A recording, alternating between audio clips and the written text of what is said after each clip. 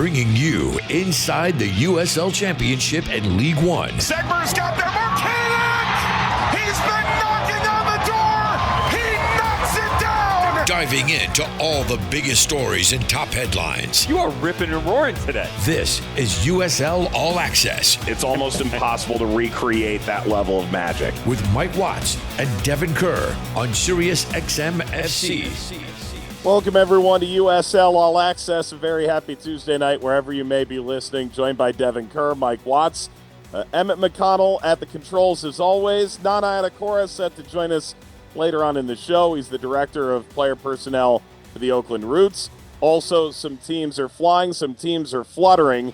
We've got a big national TV game this week in the Southeast between Birmingham and Tampa Bay. We'll set you up for also roster freeze and a number of moves throughout the championship. Devon, welcome back. It looks like things are your office has changed quite a bit, bud. Yeah, got a new paint job, which is the same as the old one, ironically, because it's not my office. I had an internet issue, and I have an issue with it. Going to go heavily into right now because God only knows where future partnerships might lie. But I will say that my fiber doesn't work, and so to make sure that we could bring the glorious show that is USL All Access to the beautiful people about the beautiful game, the world's game, I rented an office for the day. That right there is my big board, which normally coaches have players on. I have none. There are no ideas, nor is there a flow chart. It is, however, something that I plan to utilize in the future. I just haven't decided when or where. Devon, it is vital to mention that your internet cut out just slightly when you were naming the company, and so that's vital. But it is also important to mention that this is not being presented by AT&T. No, and by the way, before you go any further, I got to step in. This is important. I just want to say, I thought there was such a great idea we had last week. I don't remember as to whether or not if Lee Cohen went on record about saying this idea. If he did, I'm repeating it. If he didn't, Lee Cohen, front office guru for the Charleston Battery, was kind enough to say that it would be really cool if we shared one piece of intel about our backdrops every single week. There's obviously a ton normally on the shelves behind me, as there certainly is behind you. So I thought, given the fact that all I have is that magical whiteboard behind me that has no clue of anything, of any substance on it whatsoever, that we could go to you. And I want to start with the U.S. Open Cup card over your right shoulder. That's how we choose this. What is on that shoulder? What is on that card? What is behind you? Where did you get it? Why did you get it? Yada yada yada. This is from an actual draw in the U.S. Open Cup. It's worth noting, however, that while Louisville was picked, they were picked with the wrong logo. What year is that from? This is 2019 or 21. It was the first Open Cup that they had since they changed the logo. Open that back up for me. This is OG stuff, my friend. Here's the best thing. You think what year it was? I don't know. Well, I can tell you this. 19. We can both say that it was 19 or later. Not only is it the wrong logo, there's only one star above the card. True enough. True enough. There were a lot of problems with this card. You're the star, Mike. You're the star. All right, let's do the thing. Dev, sorry about the whiteboard. It's not going to make it this week. I mean, you already mentioned it, but point being. Dev, let's chat some headlines here. Speaking of Louisville, now that they seek their third star, they are the first club to punch a ticket into the postseason this year. They will go for a 10th straight year. You know, it's always interesting, right? You talk to Danny Cruz and that team, and even last year I would ask, I had them a lot in August, hey, you're X amount of points away. Hey, you could clinch a playoff berth next week. They don't care about clinching a playoff spot because they've been to 9 consecutive conference finals. If you don't win multiple playoff games, you have failed the historic nature of the franchise. And that is a hugely unfair burden, but it is reality. Pretty remarkable occasion for Louisville to do it again. I would respectfully disagree with you, and here's why.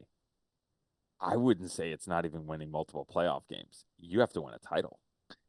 if you lose to Pittsburgh in penalties in the first round, it's a disappointment, but is it catastrophic?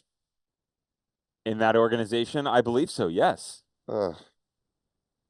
Dude, everyone can win every year. no, I agree with but I think that's the mentality that they have, and that's certainly it's why it's driven them. One of the reasons why it's driven them to such great results. You think, for instance, look, it's most likely not going to hurt a player's contract. It's not going to hurt, assuming it's this type of historic season, the front office or any coach. But I would be shocked if I sat in front of Danny Cruz or James O'Connor or Sean Tosh and you walked into them and that situation played out that would be okay with that. I didn't say they were okay with it. I said, is it catastrophic? There's a difference. I think it's unacceptable. Yes. I think there's a prevalent feeling that if they win the Shield this year, which they've never done, which is still insane to me. Insanity. Yeah. And end up losing in the first or second round, is it a successful season by any measure? Yeah, I think you have to say yes because of the fact that it's yes. The answer is yes. You finished number 1 over 34 game stretch, which to me is more impressive than any sort of playoff run that a team's going to go on. I think the more appropriate question, which I don't know if you would agree with or not, is would you rather finish first in record-setting pace and be the number 1 overall seed, which you've never done, and win the Players' Shield, or would you rather finish 3rd or 4th and put another star above the crest? I think the answer would be the star. Yeah, it's unfortunate because this league doesn't give you the honor guard when you win. No, you can go out and lose the last game, and it just doesn't feel like you won anything at all. And that's an unfair characterization, but it's the nature of sport in this country. And ready? And here's a better thing. As you and I are sitting here right now, and as obnoxious as the amount, either good or bad, of information that we have stored in our databases of historical relevance within this league, I'd venture to say that you could name every single champion, possibly even the team that they played in that title game, and there's no chance you could name every single number 1. That's true. Right? So that's true. Kind of leans us that way. But think about where they're at, man. I mean, second club to excuse me, Jesus, I could speak for a living in theory. Second club to clinch postseason 10 years straight in USL Championship history, ties a league record. Mike, the other team was who? Charleston. Attaboy. Loudon game, by the way, finished with a 0.18 XG. Louisville didn't allow a single shot until the 69th minute. Ryan Troutman got his first USL Championship shutout. Damian Loss was out for personal reasons. 8 players with at least 4 goals. The teams that are even relevant in that category are Loudon and the Charleston Battery. Pretty impressive. 4 home games, Mike, left to match the single season record win of 13. They're 12-0-1. Do they do it? Of course. Yeah, I agree with you. I think that's correct as well. 6 goals away from the home record of goals scored, which is 51 by Phoenix Rising in 2019. In theory, they should do it. In theory, they should do it. I agree with you. 68 regular season goals currently. They are 4 away from topping their club record of 71 set in 2018. They're going to pass that. They are 22 goals away from the 89 goals put up by the Phoenix Rising team, the Big Bad Wolf, in 2019. Mike, does this team has to average 2.75 goals in the final 8 matches to record 90 goals? Can they score 22 goals in their remaining games? I'm inclined to say no, and yet they keep having these 4 or 5 goal outbursts, and so I'm gonna refrain. If we say no, this is totally we're getting smoked later on in the year by someone in that team. We got 100, yo. Yeah. Go stand on the line again. I don't think they do it, by the way. Look, and the weather gets colder and you get closer to the playoffs and things get a little bit tighter. Yeah, it's just the nature of the game. Agreed. It's no knock on them. Also, Phoenix, how many goals did they score against Los Dos that year?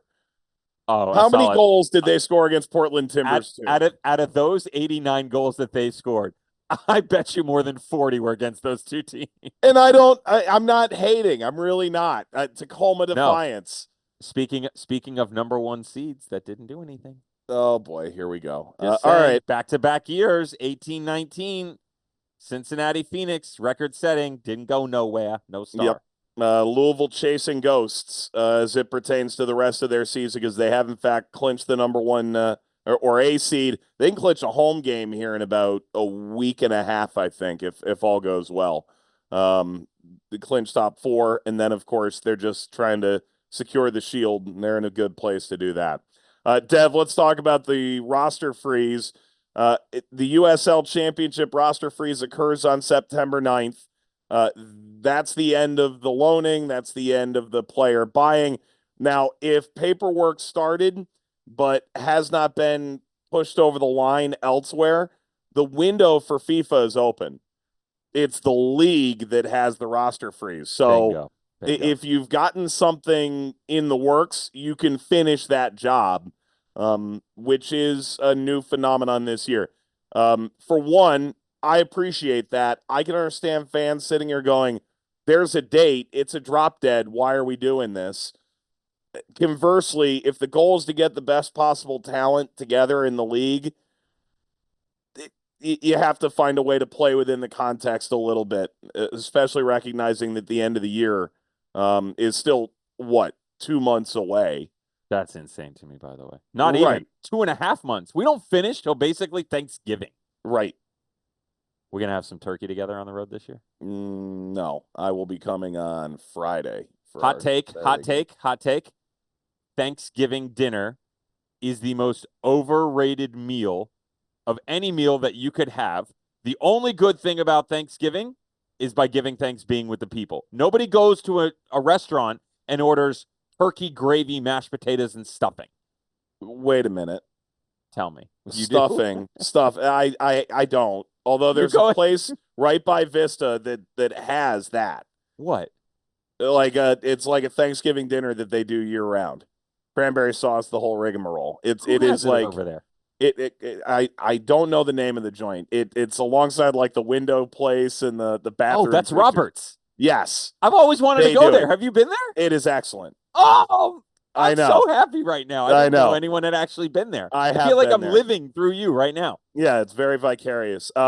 Stuffing, and also my wife is anti. I am pro water chestnut.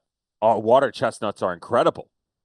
My man. This is a rare food thing that we came together on. Does this mean that my mayonnaise text from the weekend has been stricken from the record and you're good to go? That did not exist. Like the final in 2020, that text that happened. Exist. It actually happened. Wait a second. Back up for a second. Okay. Thanksgiving food. Do you ever have cravings throughout the year that you actually want that meal? I'm not talking about a turkey sandwich. I'm not talking about stuffing with your barbecue. Obviously, you want coleslaw. But do you ever think, like, man, I could really go for some turkey, mashed potatoes, gravy, and stuffing? Nobody said that. Given how often I just replace turkey with chicken and have more or less that is underrated. Is it Joella's? And they just aren't that substantially different a bird. Is it Joella's chicken? I wish it was. Underratedly, I have one of those digital picture frames. And occasionally I'll get you hailing cars with the Joella's chicken head. I'm just saying it right now. If for any reason that the final ends up in Louisville this year, we are not only going back there. I want the Joella's chicken head, full costume if possible, but the whole chicken head at the final. Yeah. I want it on the field, and I want to be wearing it. Well, yeah, I don't know. I want to cluck my way to championship history. Right on CBS. All right, Dev. There was an event, okay? There's a roster freeze. Oh, my gosh. Tampa Bay acquires Ben Bender.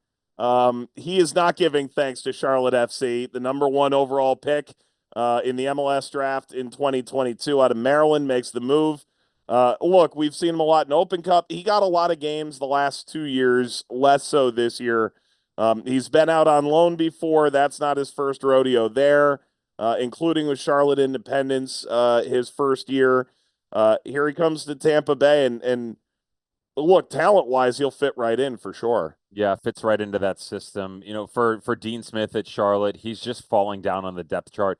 and he needs games, and he's actually one of those players, Mike, as you know, that's stuck in that gray area of certainly too high of a level to be playing in MLS Next Pro, but he's not ready to regularly jump into the MLS rotation. So even if he's sitting on the bench and training with them, he's not getting games, and he needs games. I think this is great work done by Nico Castillo in the front office, and they also got Ryan Spalding. Yes. On loan from the Revs. So their depth is struggling a little bit. We're going to talk about that and preview their game against the Birmingham Legion on CBS Sports Network for tomorrow night. I think it's a great bit of business on that front line where bump him high up into the midfield. From the wing, he kind of does a little bit of everything on the attacking side, and he wants to. He works. Yep. Meanwhile, Sacramento has made an ad. It's a big name. Harvey Neville, right, coming in from Portland, loan for the remainder of the year. His dad, Phil, you and I got to know a little bit through his time as a manager with Miami and now with Portland. He was playing with the twos there.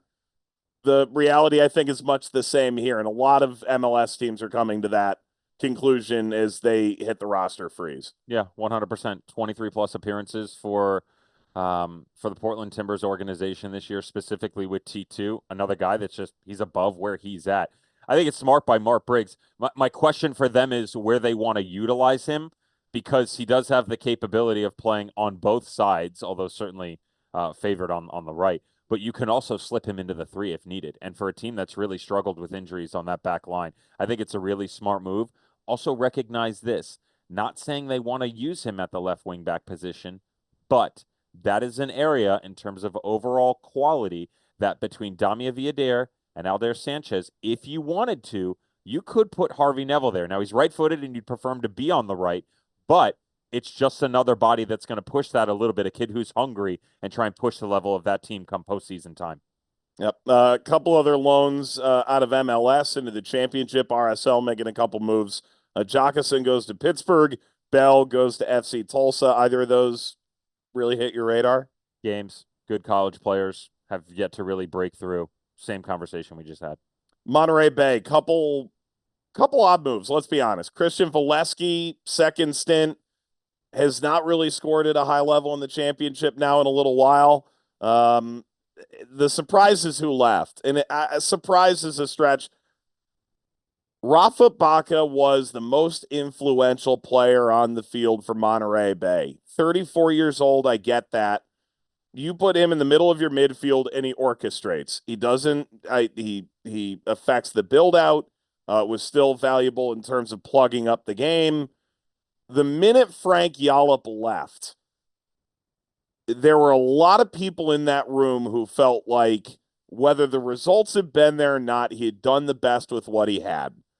There was a feeling that among most of the players, this guy's beloved for a reason. It's the same reason we enjoy talking with him. It's the same reason him and Gary Bailey sound like every time they're on a call together, that it's long-lost friends.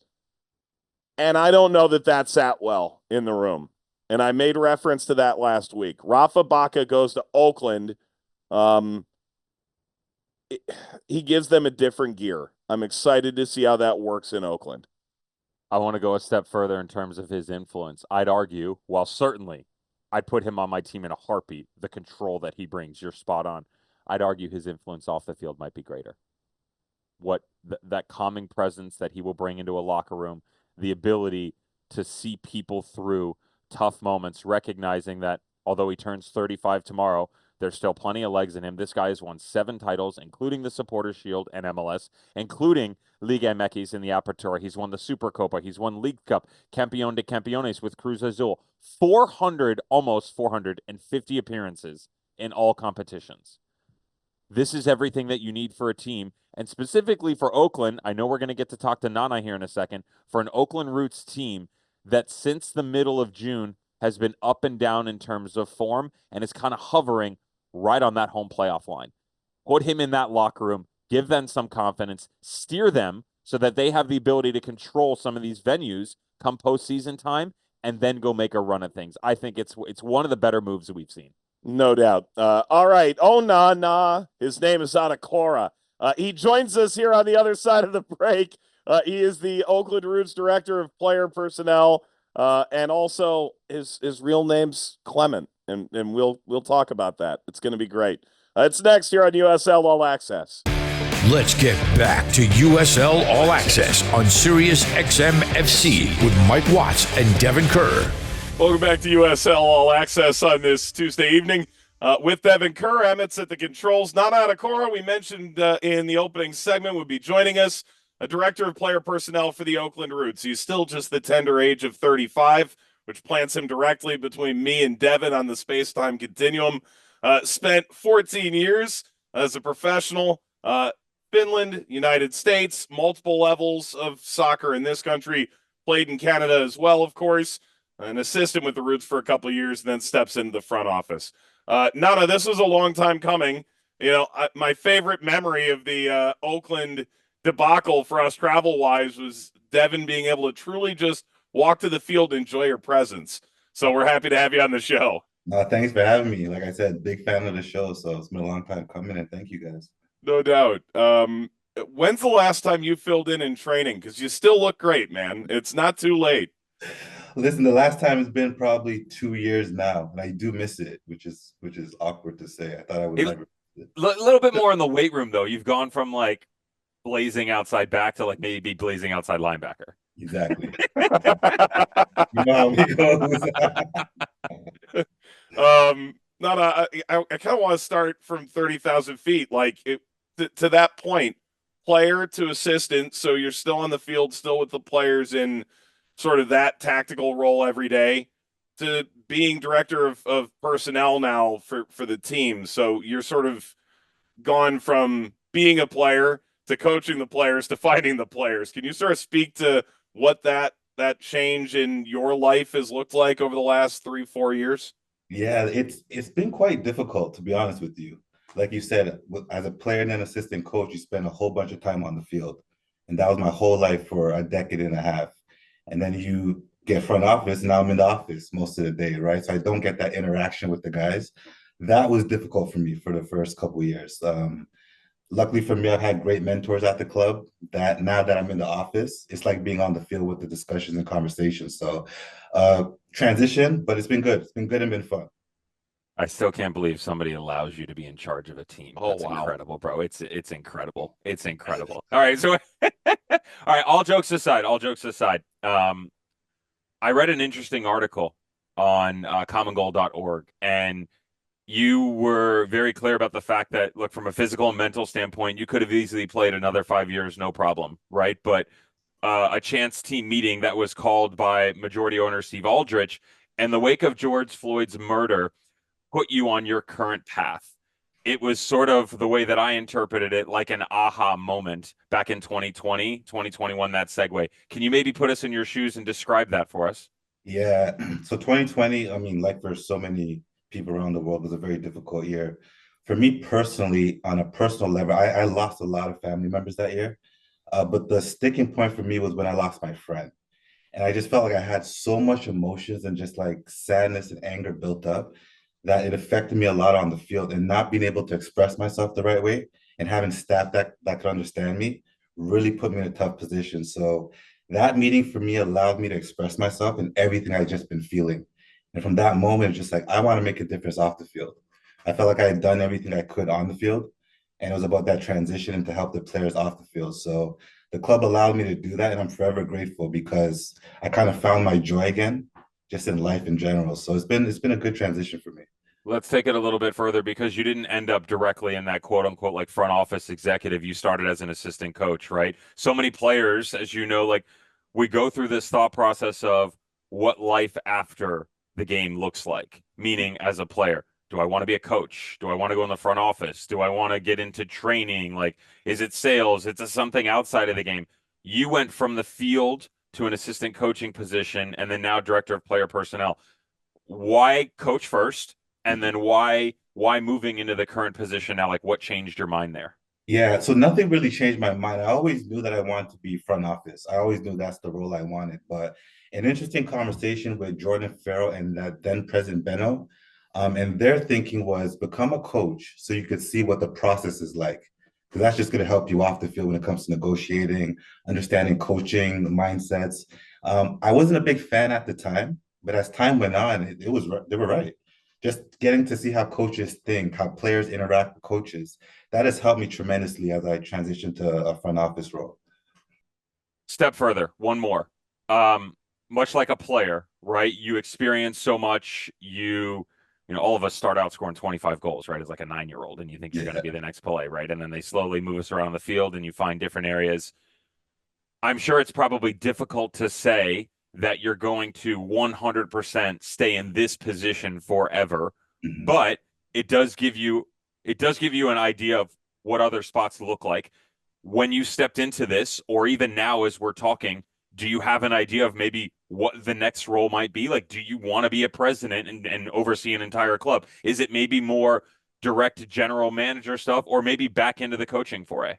Yeah, that's a great question. For me right now, with where I'm at in life, the GM role is something that is just I love building things.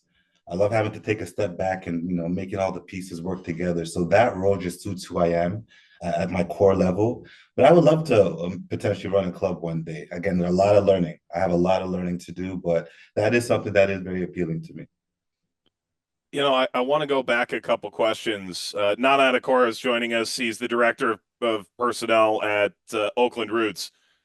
When you talk about finding your own joy again within this role, how have you been able to, individually or within the club culture of the Roots, because I think it very much fits how Oakland Roots go about their business.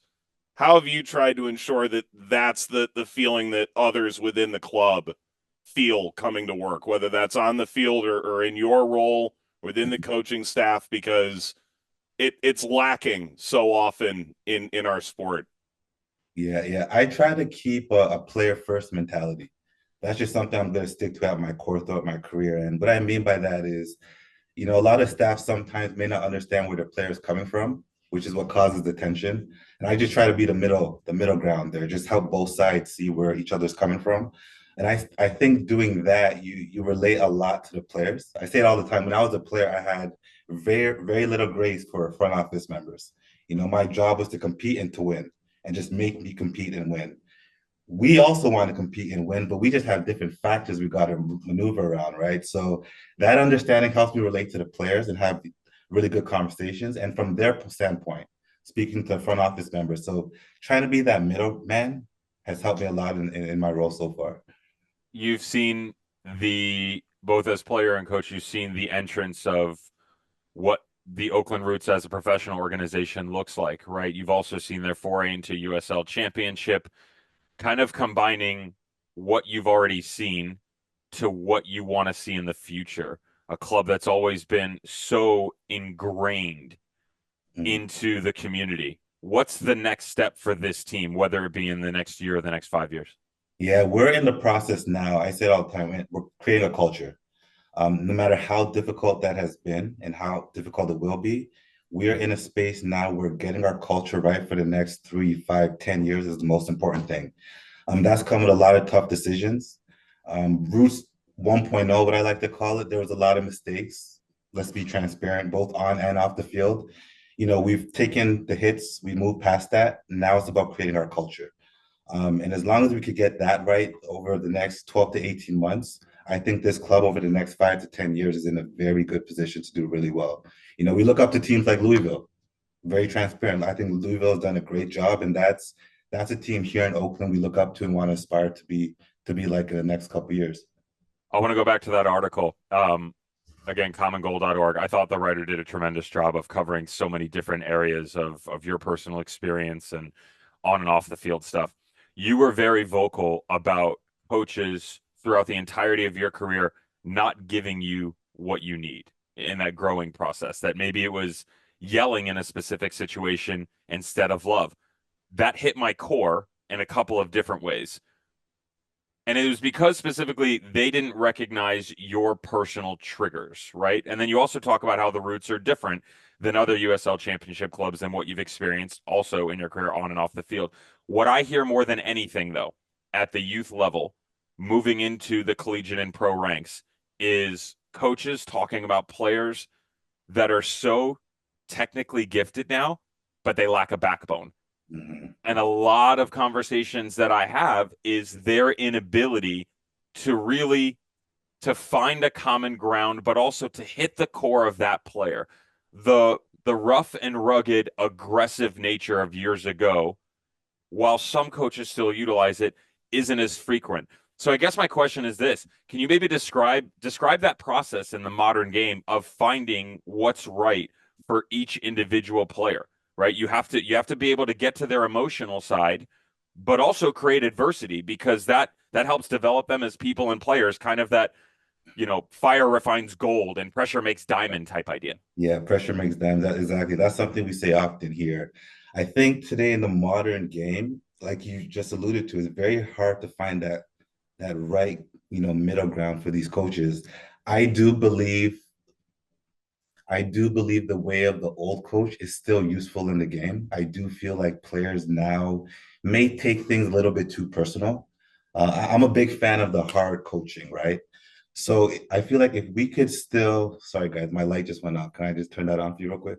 No, it's okay. We barely ever have any lights go off in our experience. So if you want to bring that to us, that's appreciative. No, perfect. This went back on. No, but vital to understand this is meant to be a radio show. Just because like 38 people watch on YouTube doesn't mean anyone else even knows the lights happened. No, that's incredible. No, but back to your question, I do feel that hard-nosed coach is still important to today's society.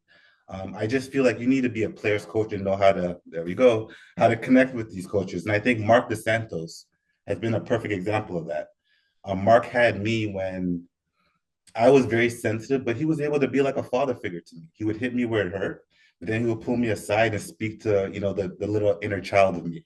And I feel like if we could get coaches like that in today's game, it could help bring that hard nose back, which I feel like is very much needed. If it makes you feel any better, Mike speaks to me like a child all the time, so that's good. Devin, don't interrupt. Sorry, Michael. Sorry. With Devin and Nana Attakora is joining us from the Oakland Roots. I'm Mike Watts here on USL All Access. I have a couple questions as it relates to roster build, and then I know Devin wants to take you to the rapid fire at the end here. A nomadic-ish playing career. You've played for a lot of different coaches and a lot of different styles in different countries, different leagues. Mm-hmm. How has that better allowed you to fill this role now? Yeah, experience in different cultures and just seeing how things are done in different places. I think that's been probably the most beneficial thing in my career, playing with different clubs. I played with over 100 players. So just, you have conversations with all these people. It's a different way of viewing the world. And I think that's been the biggest blessing for me, especially with some of the coaches. Coaches from all over the world, different levels, different ways of teaching young players. That has helped me a lot in my career today. Just being able to speak with players from all over the world, staff from different upbringings. I'm able to relate to everybody, and I think that has come from my experience as a player. Did you say you've played with 100 players or 1,000? Over 100 players. I think my time in Toronto alone, I was over 100 players. So. Dude, I'm on Transfer Market right now to see exactly how many players he's played with. It's got to be over 100. Mike, how do you look at the total number? I don't know. Former teammates. I don't. If you count the first page and then multiply it, and Dev, I know this is going to get difficult. I don't know if you know this, but Devin doesn't do math. He didn't come from a STEM background. He came from a soccer background. He tries to, I don't know, kerfuffles himself over there. Oh, here we go. Hang on. Just for the record, I just counted. That was my head nodding for everybody at home on Sirius XM Radio. I just counted down the page. Total number of players is 350, by the way. It's because, so that everybody knows the math I just did on the fly, new land speed record for one Devon Kerr, 25 players on 14 pages. 25 times 14, 350. Go ahead, That's Michael. Incredible, Dev. I respect that a lot. One time, even a blind squirrel finds a nut. I would do anything for that math to have been wrong. Well, normally it is. Okay, so this doesn't require math. This is kind of a fun one. We do it every now and then. We haven't done it in a while. You've gotten the opportunity throughout your career, whether it be MLS, NASL, you've gone abroad, right? That's San Francisco Deltas team, by the way. We could do a whole show just on that 2017 team. That's a whole nother conversation. You talked about DeSantis, right? I wanted to get an idea of being in your shoes, those unique experiences. So I'm going to ask a question and we'll just do a quick response right away. Mike, if you want something extra on it, you jump in. Can everybody get along with that? Perfect. Watts? I'm going to take your silence as a yes. Okay, here we go. Rapid fire. Moving forward for the growth of the league, do you think it's best to have one large table or an Eastern and Western Conference? As a fan of football, I would love one large table. Understanding the travel, two conferences make sense.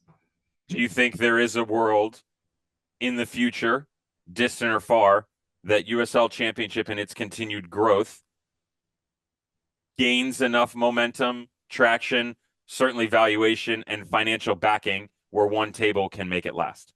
I do. Best player on any team at any level that you've ever played with?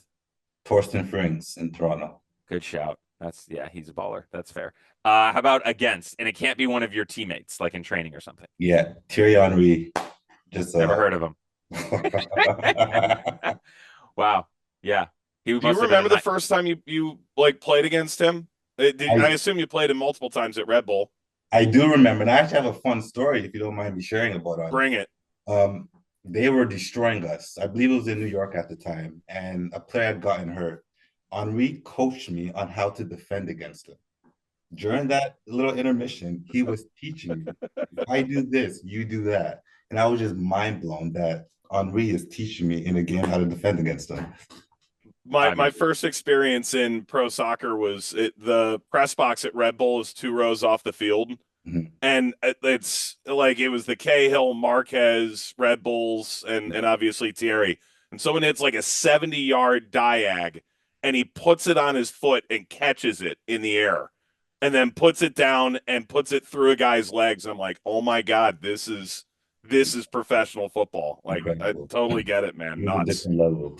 You guys ready? You ready for this? This is great considering the organization and all the players that you've played with, against, and for. You talked about Thierry Henry being the best you've ever played against. That game you're talking about, and I love technology. You guys got smoked. You're right. You lost 4-1 on the day. This guy. Listen to this. Henry did not score. Guess who did score? Who's this? It was an own goal. It was your teammate, Joseph Nana. Yes. I'm going to bring it up to him this morning. That's amazing. Right. So good. So good. All right, let's go back here. Like, thanks for the own goal, man. How about the best player that you've coached or worked with? That can obviously be front office since you've stopped playing. Best player that I've coached or worked with? Well, that's a great question.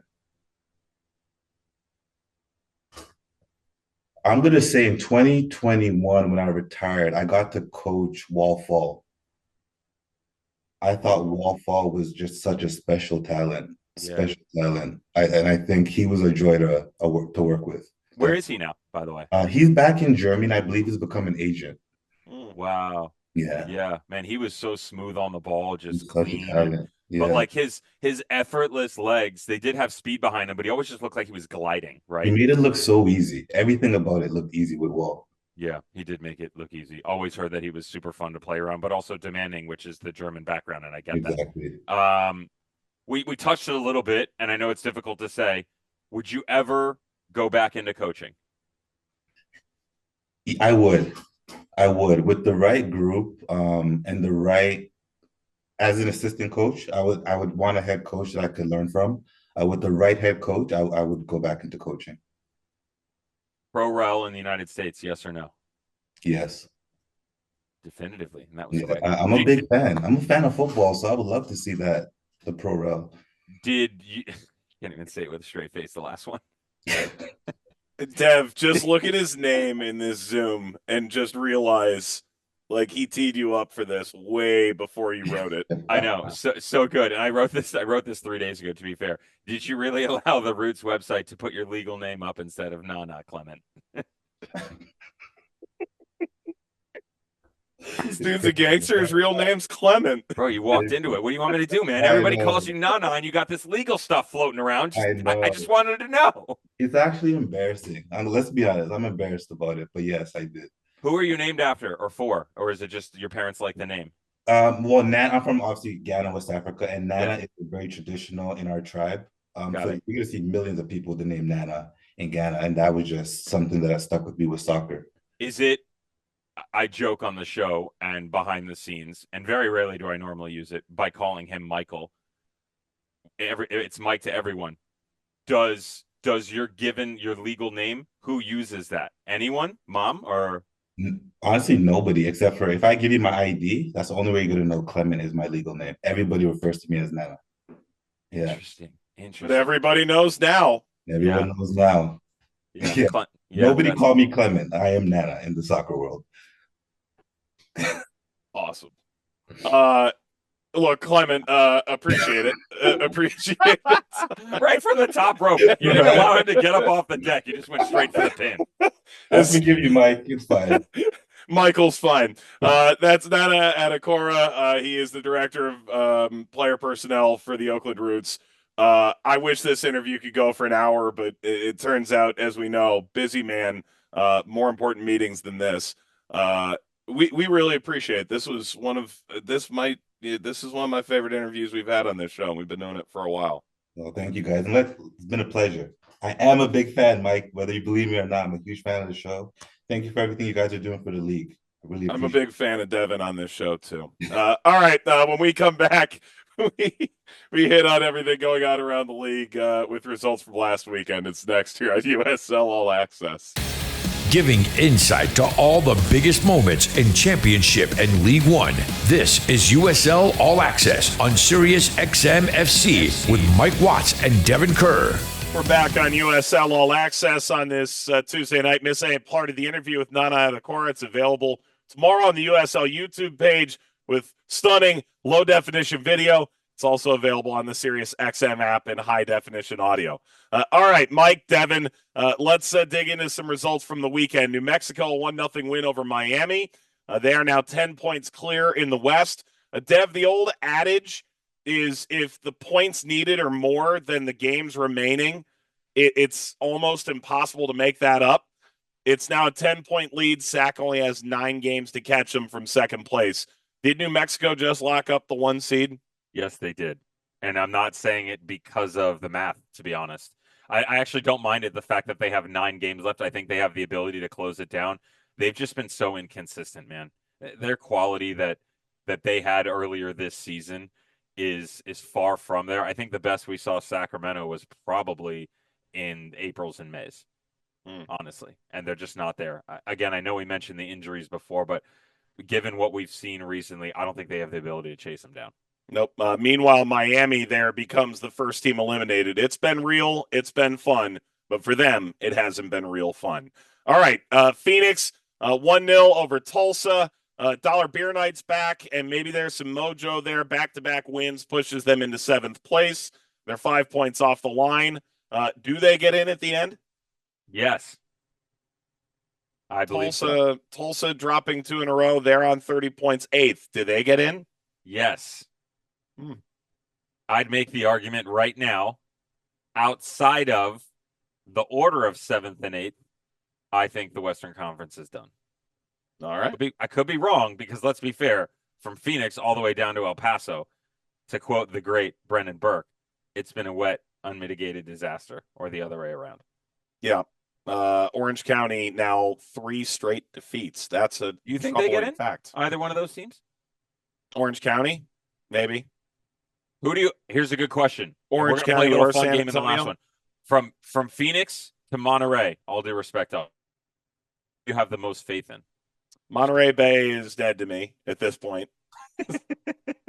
that sounds like a bad mafioso line. 100%. Dead to me. That sounds like it came straight from Clement. Yeah, San Antonio is always going to scare me a little bit. And they just added Sanchez in goal, so they've got a little more depth in goal if they want to go that route. I mean, but no playoff Patino, so you know. No, but what about late October Patino, or the like? All right, San Antonio, they get the 3 points, 1-0 against Monterey Bay. They had to have it. Solniak, a penalty, so they are now 2 back. They're also only 5 back of 7th, and they are 10 points out of 6th, which seems a road too far. Switchbacks 4-2 over Tampa Bay. Did you learn something from that game? I learned this, Mike. They can go on a run they can go on a run against good teams. We have this conversation every single year. How many teams have won 4 in a row? Well, they've now won 3 in a row against some pretty decent squads, and their record against playoff teams overall is not bad. I think Colorado Springs can win the whole thing, Mike. Wow. I know we got a long way to go, but Devin, they just let Malik Foster go. How could they still win now? I tell you, I know they've been conceding goals, and I get that, but I just feel like there's something about this team. Their explosivity.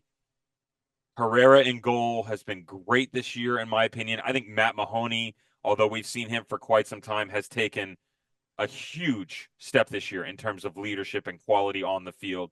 And the pieces that they've added, they're starting to get goals from everywhere. I really like what this team is doing. Like, to me, right now, if I had to pick the Western Conference final, if it aligned, would be New Mexico and Colorado Springs. And Colorado Springs, they're now tied for second on points.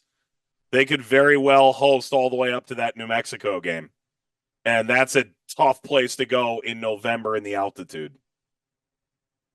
Do you think that it comes down to the final game against SAC? So that people recognize the first tiebreaker, which favors SAC right now, is head-to-head versus points earned. Well, SAC won that first game 2-0 back on April 6th. They play each other in the final game of the season.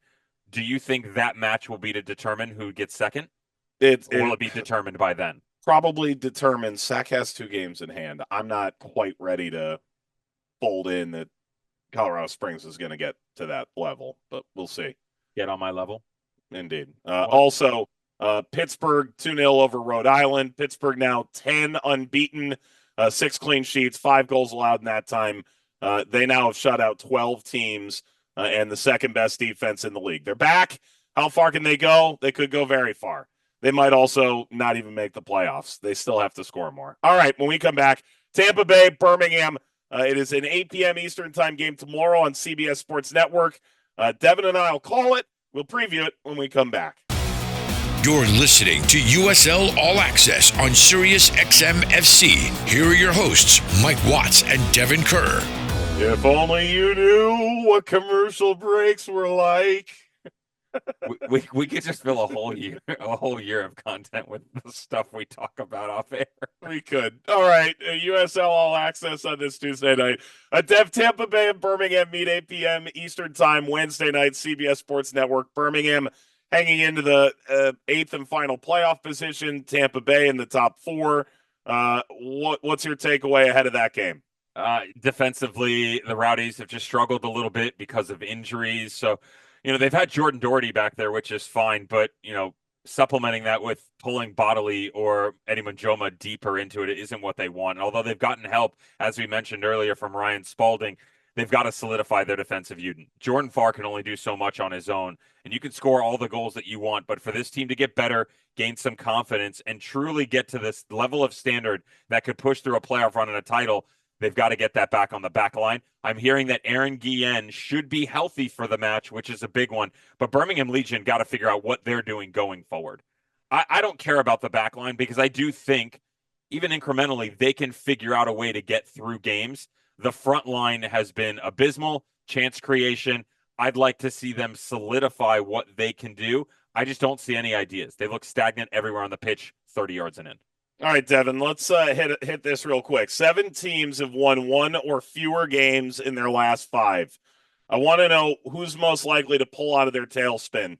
Indy, Birmingham, Loudoun, Tulsa, Orange County, Monterey Bay, or Miami? Indy. Not Miami? No, not Miami, Mike. Miami? Sounds foolish. Yeah, all right. Loudoun for me. That was my secondary option. 1 loss or fewer in the last 5, so they're on the move up. Who's the fool's gold here? El Paso, San Antonio, Phoenix, Vegas, Oakland, Colorado Springs, New Mexico, Hartford, Pittsburgh, Rhode Island, Detroit, Charleston, and Louisville. El Paso. I don't think it's close. And not all of that has to do with their playing style. It has to hear with the stuff that I hear going on behind the scenes. True enough. All right, Dev, did you learn anything from this show?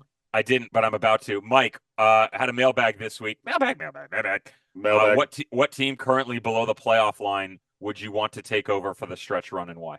Ooh. It's a good one. Wow. Yeah, it's a good one. Orange County, I guess. They're getting healthy. I'm taking the Fighting Ryan Martins every day and twice on Sunday. Okay. Did you learn anything in this show? I learned that your favoritism towards the West apparently is real. Wow. Finally someone feels that way. I learned Nana Attakora he made the podium of favorite interview subject we've ever had on this show. Oh, yeah. Ahead of Dennis Sanchez in Vegas? No, I just said he's on the podium. I didn't say he's meddling. He's meddling. I respect that. All right, for Devin and Emmett, Mike, thanks for listening this week. Sorry we wasted your hour. Back again next week with more. Until then, so long. This is USL All Access. If you missed any portion of the program, listen back anytime on the SXM app.